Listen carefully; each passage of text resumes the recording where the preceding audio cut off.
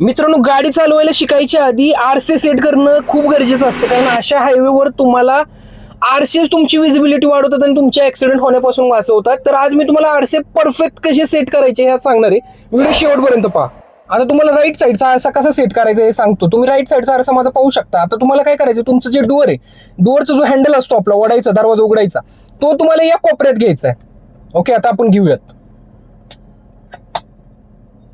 Okay, हा जो handle आहे हा या कोपऱ्यात आला पाहिजे, या कोपऱ्यात, जेणेकरून तुम्हाला आता तुम्ही पाहू शकता जास्तीत जास्त विजिबिलिटी तुम्हाला दिसते. ओके, आता आपण लेफ्ट साईडचा आरसा सेट करूयात. आता लेफ्ट साईडला तुम्ही पाहू शकता आपला हँडल दिसत नाही, तर लेफ्ट डोअरचा जो हँडल आहे तो आपल्याला एकदम कोपऱ्यात घ्यायचा आहे. ठीक आहे, जेणेकरून आपल्याला जास्तीत जास्त विजिबिलिटी मिळेल. हा झाला लेफ्टचा. आता आपण मिररचं घेऊयात. आता मधला आरसा तुम्हाला असा सेट करायचा आहे की बाबा जेणेकरून मागचे जे डिक्कीचे काच आहे का त्यातून तुम्हाला पूर्ण विजिबिलिटी दिसेल. ओके, जसं हिथं सेट केलेलं आहे.